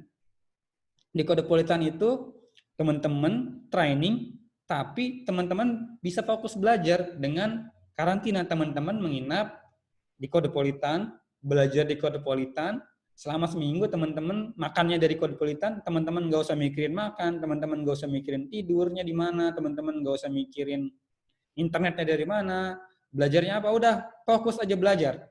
Di Codepolitan itu sederhana banget, di Developer School ya, Developer School sangat sederhana, training dengan karantina, sesederhana itu. Di luar mungkin banyak ya, jadi kita waktu itu bikin Developer School udah mulai ngerti bisnis. Ketika bisnis itu ngapain kita bikin repot-repot, ya udah bikin aja yang sederhana. Developer School sangat sederhana. Jadi nanti kalau teman-teman bikin bisnis ya, teman-teman nggak mesti bikin bisnis yang rumit-rumit, nggak mesti bikin, oh gue pengen bikin usaha bikin bisnis yang belum pernah orang bikin. Ya boleh sih, tapi nggak mesti ngapain juga sih. Teman-teman gampangnya gini, cari website di luar negeri yang udah sukses, teman-teman amati, tiru, modifikasi, itu aja. Amati, tiru, modifikasi. Sesuaikan dengan market teman-teman. Teman-teman mungkin di luar banyak yang tidak sesuai dengan market Indonesia, ya teman-teman sesuaikan. Ya sederhana itu, nggak usah bikin yang rumit-rumit sebenarnya. Yang penting jadi bisnisnya menghasilkan revenue, itu udah cukup sebenarnya. Pelajaran nomor 8. Hiduplah seperti kecoa. Nah, ini menarik. Kalau teman-teman tahu kecoa, ya kita semua tahu lah kecoa. Kecoa ini adalah salah satu makhluk hidup. Ini buat teman-teman yang belum tahu ya, kecoa itu makhluk hidup yang diduga sudah hidup ratusan ribu tahun, bahkan berdasarkan penelitian sudah ada sejak zaman dinosaurus. Jadi kecoa itu katanya udah ada dari zaman dinosaurus. Kecoa itu makhluk yang sudah berevolusi, menyesuaikan diri dan beradaptasi sampai sekarang dan tetap hidup. Jadi dia dari tahun jebot tuh dari zaman dinosaurus sudah ada katanya berdasarkan penelitian, dan dia bisa beradaptasi sampai sekarang. Katanya dia udah berevolusi berkali-kali sehingga sampai pada bentuk seperti saat ini. Wallahu alam lah. Poinnya yang mau saya sampaikan adalah kecoa itu adalah makhluk hidup yang mudah beradaptasi dan susah mati. Susah mati teman-teman, kecoa itu. Teman-teman kalau ada kecoa nih, teman-teman potong kepalanya, dia masih hidup, teman-teman. Jadi kecoa itu bisa hidup tanpa kepala. Gila nggak sih? Kecoa itu makhluk yang bisa hidup tanpa kepala. Jadi katanya berdasarkan penelitian, kecoa itu bisa hidup selama 1 minggu tanpa kepala. Dia mati bukan gara-gara nggak ada kepala, tapi mati gara-gara kekurangan air. Jadi katanya kecoa itu bisa hidup lama, bahkan tanpa bernapas. Nanti teman-teman bisa cari lagi sumber informasinya ya. Intinya poinnya saya mau sampaikan di sini, kecoa itu bisa beradaptasi dan susah mati. Kecoa itu teman-teman cabut kepalanya nih, dia nggak langsung mati, dia masih tetap hidup, dia bisa bernapas, masih tetap bernapas, dia bisa tahan napas sangat lama. Bahkan ada salah satu anime menarik tuh, namanya Terraformers.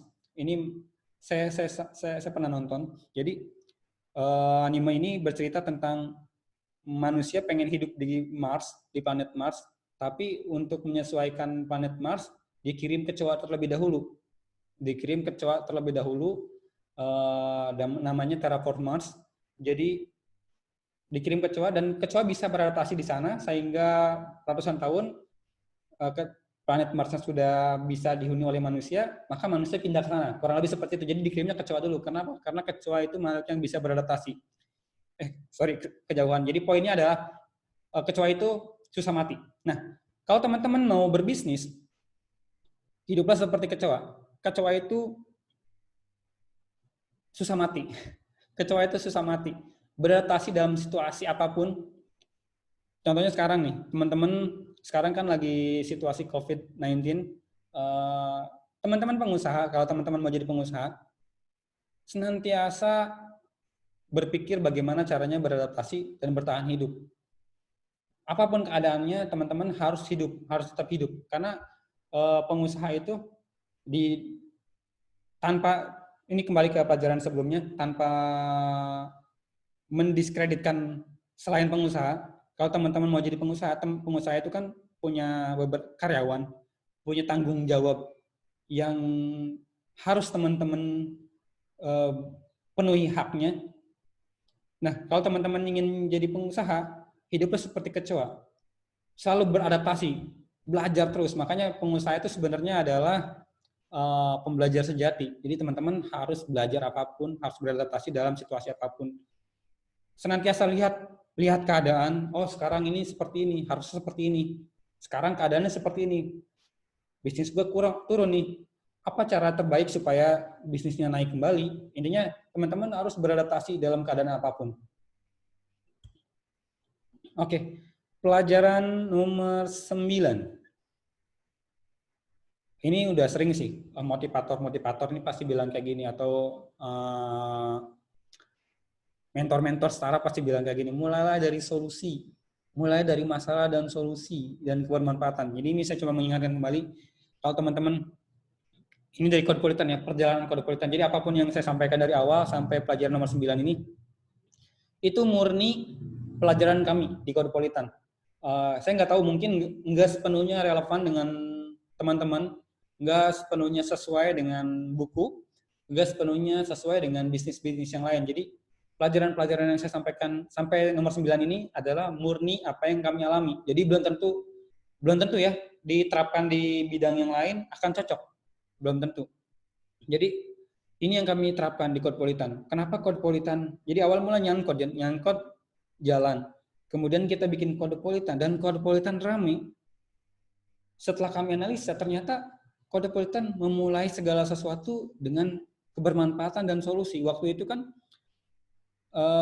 sumber informasi tentang pemrograman kan nggak segampang sekarang ya. Sekarang bahkan teman-teman pakai Twitter aja, follow para konten kreator, teman-teman udah dapat informasi banyak sih. Teman-teman udah bisa dapat informasi apa aja. Teman-teman akses YouTube udah banyak banget sumber informasi.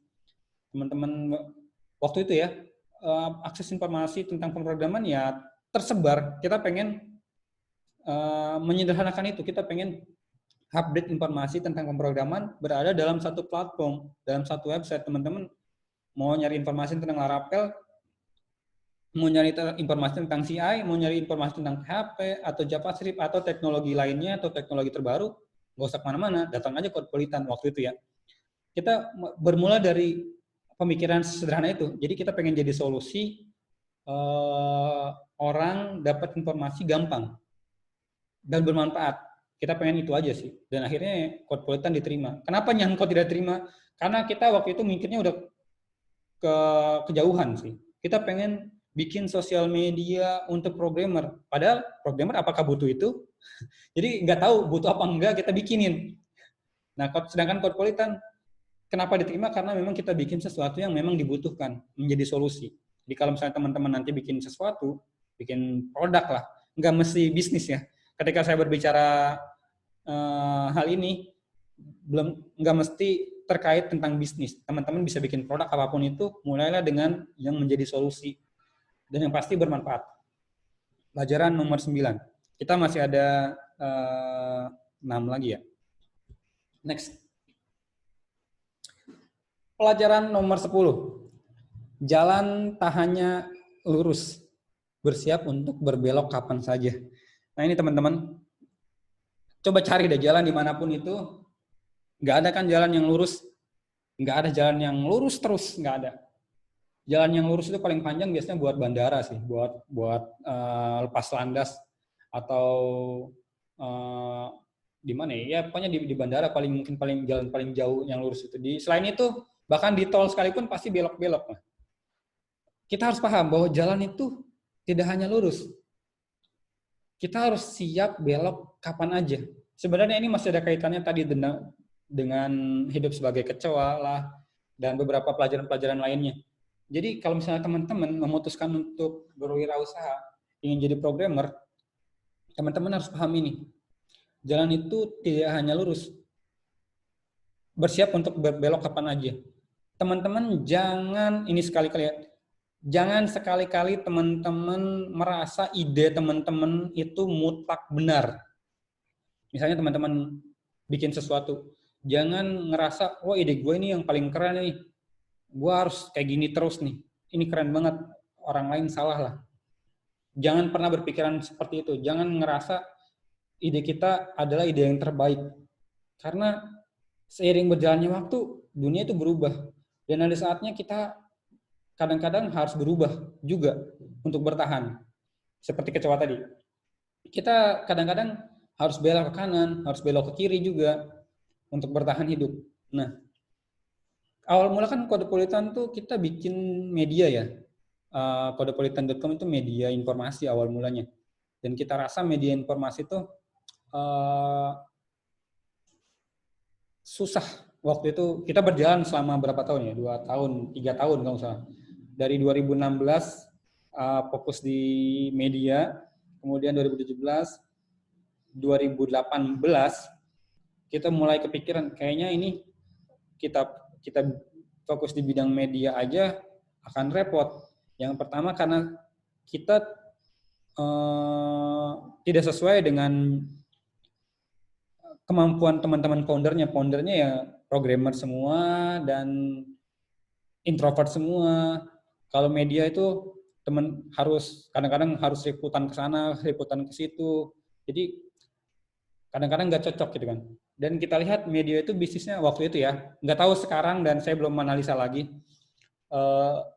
Media itu waktu itu yang di kami rasa kayaknya ini agak susah nih kalau misalnya kita hanya bertahan dari media saja, kayaknya kita punya bisnis. Kita udah punya bisnis waktu itu, kita punya bisnis developer school, yaitu training tadi. Kayaknya kita masih kurang nih, karyawan kita makin bertambah.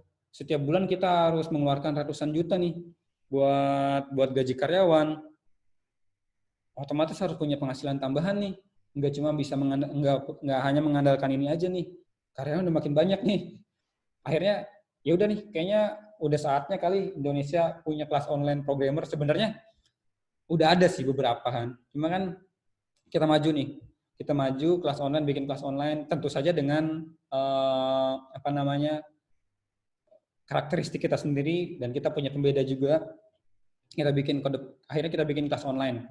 Jadi teman-teman jangan bersikukuh sama ide teman-teman. Oh, gue mau media nih. Gue hanya akan fokus di media aja nih. Gue nggak mau bisnis yang lain, pokoknya gue media. Percayalah, kalau teman-teman kayak gitu, cepat matinya bisnisnya. Jadi bisnis itu harus senantiasa melihat keadaan. Ya contoh sederhana teman-teman lihat COVID lah sekarang, COVID-19 sekarang. Dengan COVID kan banyak hal yang berubah. Dipaksa berubah kita, dipaksa berubah. Bahkan dengan COVID-19 ini, banyak banget kelas online yang baru sekarang. Saya lihat awal mula Codpolitan ada bikin kelas online tuh cuma ada beberapa pemain. Sekarang kayaknya semua orang pengen bikin kelas online deh. Kayaknya kelas online adalah jalan terakhir. Ya nggak apa-apa lah, bebas lah itu mah. Yang penting sama-sama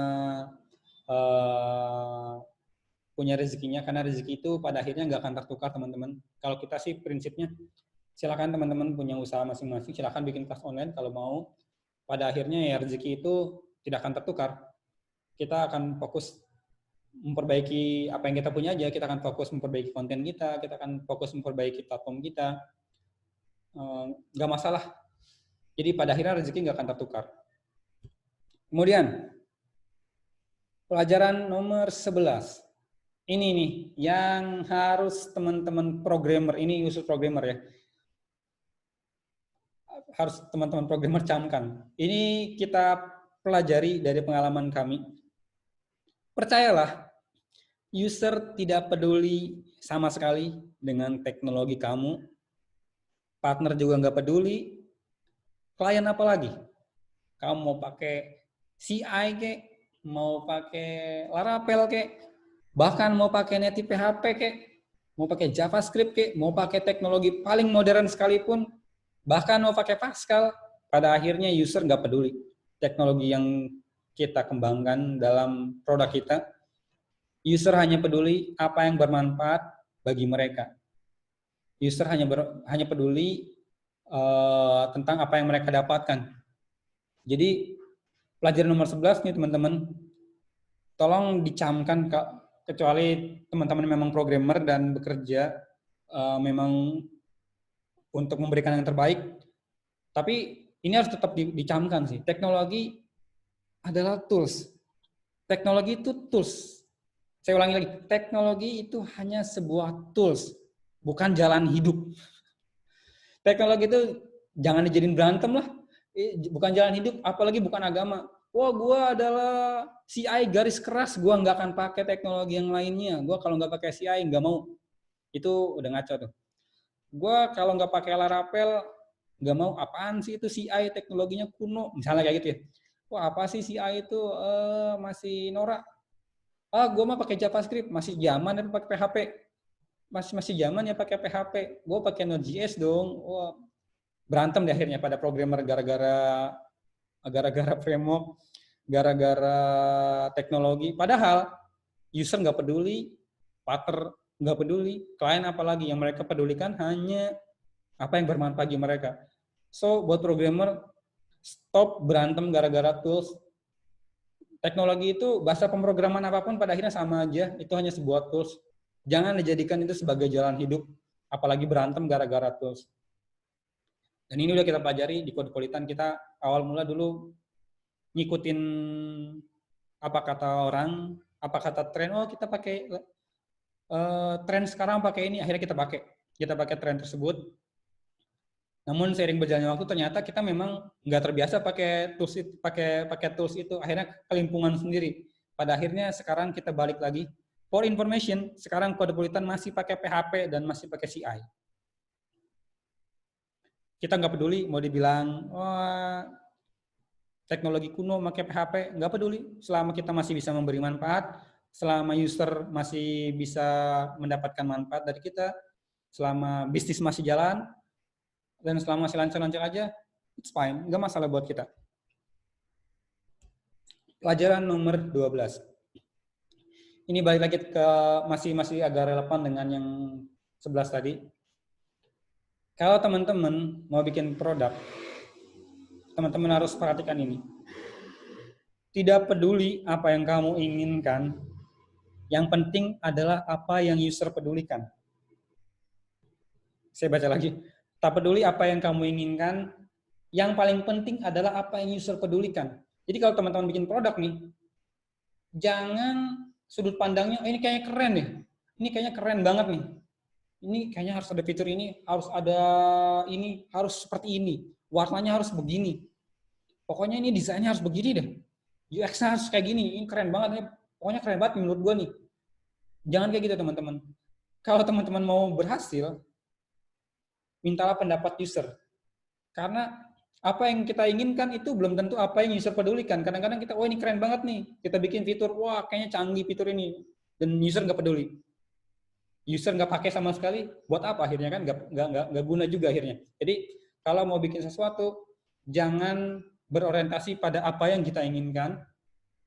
Berorientasilah pada apa yang user pedulikan.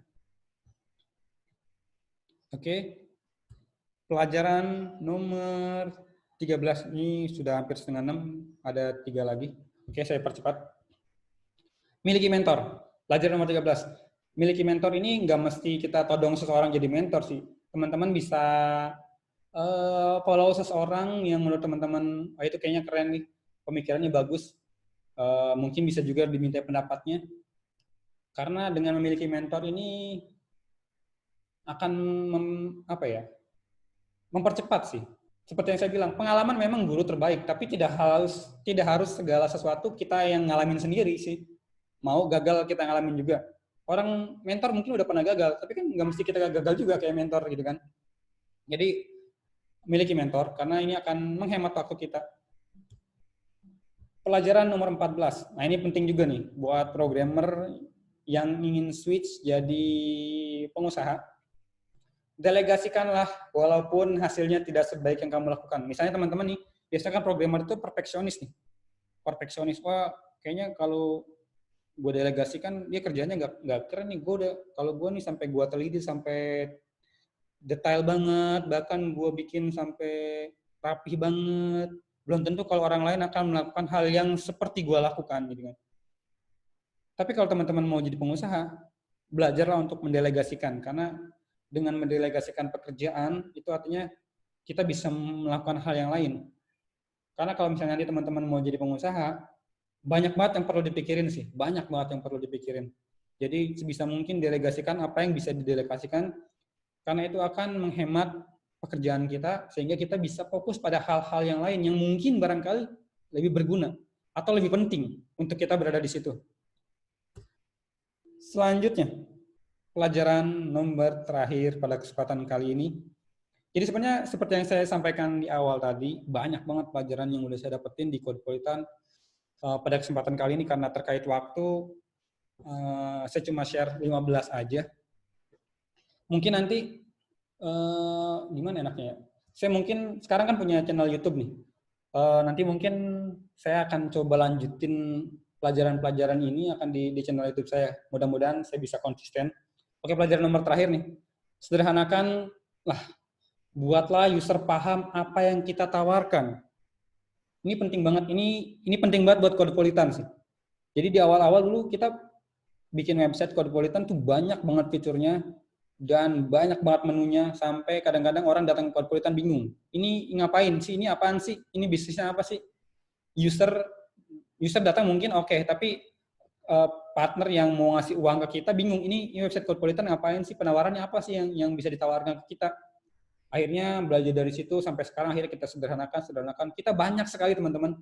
Kalau teman-teman mengamati perjalanan Codpolitan sampai sekarang, banyak banget fitur-fitur yang kami buang sampai sekarang. Banyak banget menu yang udah kami buang di Codpolitan sehingga sampai akhirnya bentuknya seperti sekarang. Sangat sederhana, teman-teman bisa lihat website Codpolitan sekarang. Beda banget sama di awal-awal dulu, dari 2016 beda, 2017 beda, 2018 beda, 2019 beda, 2020 beda. Jadi hampir setiap tahun kami selalu melakukan penyederhanaan dan kami melakukan perbaikan secara berkala. Jadi sederhanakanlah. Poin paling penting adalah buat user paham apa yang kita tawarkan. Jangan sampai user sendiri bingung, ini website ngapain sih? Ini apa sih websitenya gitu kan? Oke. Tadi seperti yang saya bilang, saya sekarang punya channel YouTube. Teman-teman bisa lihat di YouTube saya, Kresna Galuh D. Herlangga. Saat ini ada 2 video. Saya kemungkinan mau coba lanjutin sih kayaknya. Ya, tadi kan saya bilang, saya banyak banget pengalaman, banyak banget pelajaran yang mau saya share sebenarnya. Cuma terkait waktu, ini pun sekarang udah hampir 5:30 dan sebentar lagi maghrib. Sebenarnya banyak banget yang mau saya sampaikan. Banyak banget pelajaran-pelajaran lainnya yang mau saya sampaikan buat teman-teman. Nanti mungkin untuk selanjutnya saya mau coba share di YouTube saya. Mungkin buat teman-teman yang tertarik atau pengen tahu lebih dalam apa aja sih Codpolitan tuh udah ngapain aja sih, pelajarannya apa aja sih selama ini. Nanti mungkin teman-teman bisa subscribe channel saya di Kresna Galuh D. Herlangga. Sekarang masih ada 2 video, baru 2 video. 1 video 5 bulan yang lalu dan 1 4 minggu yang lalu. Mudah-mudahan kalau teman-teman subscribe, banyak yang subscribe channelnya, mungkin nanti saya coba akan bikin lebih konsisten lagi. Dan terakhir sebelum saya tutup, ini terakhir teman-teman, sekarang saya sedang menginisiasi sebuah proyek sosial. Saya sekarang sedang bikin pesantren IT dan tahfidz madrasah digital. Kita sudah bikin masjid, alhamdulillah. Kita sudah bikin asramanya juga, alhamdulillah. Udah jadi masjid dan asrama. Kalau teman-teman ingin berdonasi dan berkontribusi, rencananya madrasah digital ini adalah pesantren IT dan tahfidz gratis. Jadi nanti kita selain nanti santri-santri yang ada di madrasah digital ini belajar agama, mereka juga akan belajar tahfidz, belajar IT. Oke, itu aja teman-teman yang bisa saya sampaikan. Saya kembalikan ke Om Peter. Ini udah jam 5:30. Sorry Om Peter, ini sampai 1,5 jam sendiri. Gak apa-apa, santai. Asik, soalnya haru biru juga dengar ceritanya Om Kresna. Saking haru birunya, mau ketawa, dosa rasanya. Tapi banyak hal-hal yang lucu-lucu. Oke banyak lah, banget Om. sekali. Gila, banyak banget. Om Peter udah tahu dari awal kita sih, jadi Om Peter pasti tahu banget. Benar-benar. Saya memang agak mengikuti juga perkembangan di Codpolitan juga. Memang banyak, Codpolitan ini habis belok kiri tajam nih. Belok kanan tajam nih. Waduh. Ya biar kayak kecoa Om, biar tetap hidup. Nggak apa-apa ya, memang nggak apa-apa. Tapi ya, kita kan bukannya ini apa namanya yang investasi gede-gedean, kita organik, jadinya kita harus tetap bertahan. No worry, saya selalu bersama Codpolitan untuk ini. Thank you. Mantap benar. Oke, sharingnya mantap benar, memang asli. Dan kita mungkin akan masuk ke sesi pertanyaan. Ini ada pertanyaan dari Om Ari Ditya. Ari Ditya mau baca sendiri atau bagaimana? Karena panjang ini Om Ari nanyanya nih di Zoom chat. Di mana ya? Saya bentar. Ini saya tutup aja screen-nya apa gimana ya? Boleh. Stop share. Oke. Gimana nih Om? Di Zoom chat itu ada pertanyaan dari Om Ari Ditya, tidak semua peluang harus diambil. Bagaimana? Di chat ya, chat bentar. Chat ada tombolnya di bawah. Buka dulu kali. Oke. Sebentar. Waduh, panjang sekali. Yang mana dia? Yang Aditya ya? Ya, Om Ari Ditya. Ari Ditya, yang teknologi adalah tools, bukan? Yang mana Om? Itu baca aja. Tuh, atasnya lagi. Oke. Tidak semua peluang harus diambil. Bagaimana kita sebagai pemula tahu peluang mana yang harus kita ambil? Sebab di depan ada banyak target, tapi terkadang banyak target yang ada lifetime-nya. Kalau nggak diambil saat ini, seandainya itu benar, maka kita miss karena kita masih dalam tahap mengenali diri kita sendiri. Jadi sebenarnya ada satu fase di mana teman-teman udah kenal diri kita. Saya langsung jawab aja ya Om ya. Ya, silakan. Jadi kalau saya lihat ada satu fase di mana teman-teman udah kenal nih, udah kenal teman-teman siapa, udah kenal potensi teman-teman tuh apa, dan apa yang teman-teman mampu bisa lakukan dan apa yang tidak bisa teman-teman lakukan. Nah, ketika teman-teman udah sampai tahap itu, teman-teman harus memilih sih. Teman-teman mau di mana, dan artinya ketika ada peluang yang datang, ada peluang baru datang, oh ini di bidang gua enggak nih. Kalau misalnya gua ambil gimana nih gitu kan. Satu tips dari saya, kalau misalnya teman-teman tetap mau ngambil, misalnya ada peluang nih gila nih, ini kalau nggak gua ambil sekarang ini bakal sayang banget. Tapi teman-teman nggak mau ngorbanin ini, nggak mau ngorbanin apa namanya, bisnis teman-teman yang sekarang udah running juga. Kalau misalnya teman-teman bagi dua resource-nya, akan kerepotan juga. Teman-teman bisa kerjasama dengan orang lain, atau teman-teman bisa bikin tim lain. Jadi ini tim yang ini udah fokus nih, udah bagus, udah tetap di situ. Teman-teman ada peluang baru yang ternyata beda banget bisnisnya. Tapi ini kalau nggak diambil, gila nih, gue bakal kehilangan peluang keren nih. Teman-teman bisa misalnya bikin anak perusahaan lah, atau bisa bikin tim baru, atau kerjasama dengan orang lain sebenarnya.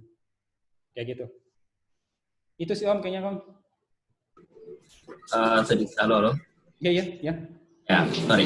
Sedikit aja nambahin, misalnya kayak begini, kejadiannya kan sekarang lagi COVID nih. Di mana COVID-19 itu orang-orang lagi ada di rumah, dan ternyata ini sebuah peluang nih. Gitu. Kalau misalnya nggak kita ambil, ya, itu nanti pada saatnya nanti COVID akan hilang. Iya. Nah, cuma pada saat ini kita lagi ada fokus di suatu tempat di mana kalau misalnya kita ke distract itu akan mengganggu. Kan gitu. Mengganggu fokusnya kita yang pada saat ini gitu. Tapi sedangkan kalau misalnya kita nggak ambil, sedangkan ini saya udah tahu opportunity ini hanya sebentar aja gitu. Dan saya tahu saya mestinya bisa gitu. Ya, oke. Nah, kira-kira kalau kayak itu gimana? Kalau menurut saya, kalau misalnya Om merasa ini bisa dan ini tidak, sebelum itu ya, tidak semua peluang harus diambil, bukannya tidak boleh ada yang diambil ya. Tidak semua peluang harus diambil itu bukan berarti tidak boleh mengambil sama sekali. Jadi kalau misalnya Om ngerasa ini kayaknya gue bisa deh, ini kayaknya nggak akan mengganggu banyak fokus gue. Misalnya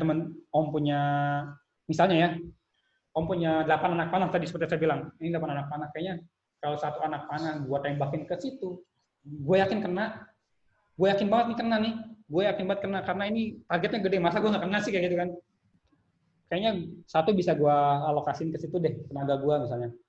Menurut saya sih nggak masalah sih, poinnya adalah selama nggak mengganggu ya. Poinnya bukannya tidak mengambil peluangnya, tapi fokusnya jadi Om fokus di sini nih, Om masih bisa fokus dan ini bisa dijalanin juga. Jadi masih tetap berjalan. Jangan sampai karena kita kehilangan fokus, yang sudah kita punya malah hilang. Akhirnya mau ngambil sesuatu yang belum pasti, sedangkan yang udah kita punya malah hilang gitu. Kalau misalnya Om ngerasa ini kayaknya ini gue bisa banget sih, gue tinggal bikin tim kecil atau gue garap sendiri tanpa mengorbankan yang lain, kayaknya masih bisa deh. Gitu sih kalau menurut saya. Oke. Ini pendapat sih. Oke. Pertanyaan berikut langsung lompat ke Om Yo Hakim Sampuno. Setiap startup pasti butuh bahan bakar. Nah, kira-kira ada tips untuk cari angel investor atau venture capital? Kalau urusan ini sebenarnya jangan ditanyakan ke saya sih, karena saya masih bootstrap. Saya nggak nyari investor saat ini. Bukan berarti nggak menerima investor. Kita nggak terlalu nggak terlalu fokus nyari investor. Kalau kami ya, ini balik lagi ke pilihan sih sebenarnya. Tidak ada yang salah dan tidak ada yang benar. Jadi mau pakai investor, mau cari investor dan fundraising dengan cara investor mangga, atau bootstrapping juga mangga. Masing-masing ada kelebihan dan kekurangan. Ini hanya pilihan sih sebenarnya. Ini hanya pilihan. Jadi nggak ada yang betul dan nggak ada yang salah di sini. Ini hanya pilihan. Jadi sebenarnya saya nggak kompeten kali buat menjawab tips untuk mencari angel investor, karena saya belum nyari juga masalahnya itu Om. Jadi kalau saya ngasih tahu, nanti kan saya share dari awal kan apa yang saya pelajari, dari Cosmopolitan. Kayaknya kita belum punya pengalaman dalam hal itu sih. Jadi kayaknya saya nggak bisa ngasih tips kayaknya deh. Atau kalaupun misalnya saya kasih tips, kayaknya tips saya mungkin tidak relevan sih kayaknya. Maksudnya ya saya belum mengalami sendiri, jadi bisa jadi salah malah tips saya gitu. Kalau gitu bisa jawab pertanyaan dia yang kedua nggak? Adakah tips komunitas lain untuk mengisi bahan bakar startup pada awal-awalnya? Oke. Teman-teman bisa ini sih. Cari komunitas pengusaha misalnya. Komunitas pengusaha.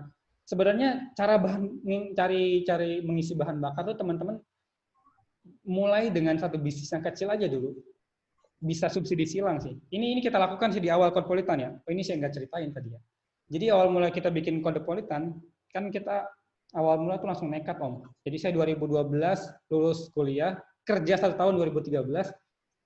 Di 2013 saya nekat langsung keluar dari pekerjaan saya. Bikin Nyankot atau Cosmopolitan waktu itu. Tapi nggak ngerti mau bikin apa gitu kan. Tapi kita udah keluar. Saya sama Singgi yang langsung keluar waktu itu. Langsung keluar, beberapa teman-teman masih kerja waktu itu. Jadi saya sama Singgi langsung keluar, tapi kita nggak tahu bisnisnya apa, ngapain. Tapi kita punya satu hal yang kita yakin kita bisa lakukan. Kita bisa proyekan waktu itu. Saya sudah waktu kuliah saya sering proyekan bikin website website buat macam-macam perusahaan itu kan, atau buat online segala macam. Nah, saya bisa bikin website untuk proyekan. Akhirnya waktu itu ini yang kita bisa lakukan. Akhirnya sambil jalanin Cosmopolitan, kita bikin CP Om. Jadi sebelum Cosmopolitan ada PT, kita punya CP namanya PT Media Integrasi Indonesia. Itu CP-nya adalah untuk proyekan. Jadi kita bikin proyekan aja, Jadi ada website, ada orang bikin website, kita yang bikin websitenya, perusahaan pengen bikin apa gitu kita bikinin. Jadi itu untuk subsidi kita bisa bertahan supaya bisa Cosmopolitan jalan. Karena waktu itu pun kita udah yakin kita mau bikin usaha. Cosmopolitan adalah jalannya sebenarnya. Bisnis, kita mau bikin bisnis. Cosmopolitan atau Nyankot adalah jalannya. Walaupun kita waktu itu nggak tahu, tapi kita punya feeling ini bakal bagus. Tapi kita nggak tahu kayak gimana ngebagusinnya. Satu hal yang kita bisa lakukan sekarang adalah bikin proyek. Ya udah itu dulu buat bertahan hidup sambil subsidi silang. Jadi kita bikin dua perusahaan sebenarnya, kita bikin 2 perusahaan. Perusahaan utama kita Cosmopolitan, satu lagi Main Kreatif. Yang ini buat survive kita sambil ini siap untuk jalan. Dan ketika ini udah jalan, akhirnya sekarang ini kita lepas gitu. Jadi bisa dengan cara subsidi silang gitu. Dengan cara yang teman-teman bisa sekarang aja. Misalnya teman-teman bisa jualan juga atau apapun itu. Yang penting ada revenue untuk bertahan. Nggak mesti revenue-nya itu langsung dari bisnis bisnis yang akan mau kita kembangkan. Bisa juga subsidi silang. Oke. Baik. Pertanyaan dari Fajrin kayaknya sudah berapa kali gagal. Nanti nonton lagi dari awal deh. Karena Om Kang Kresna udah ceritain banyak banget kegagalan. Ya, dalam tanda kutip lah itu. Ya, lucu ya Om ya. Banyak yang lucunya ya. Banyak yang lucu. Saya sampai ketawa-ketawa tadi. Tapi it's okay. Nah, mungkin terakhir ini ada share tentang materinya akan di-share nanti atau gimana? Saya share slide-nya. Oh, baik. Baiklah, ini sudah 5.40, mungkin ini adalah pertanyaan terakhir, tapi ada satu mungkin yang permintaan lagi saya, pertanyaan dari saya, bukan sih? Silakan. Pertanyaan. Susah Om.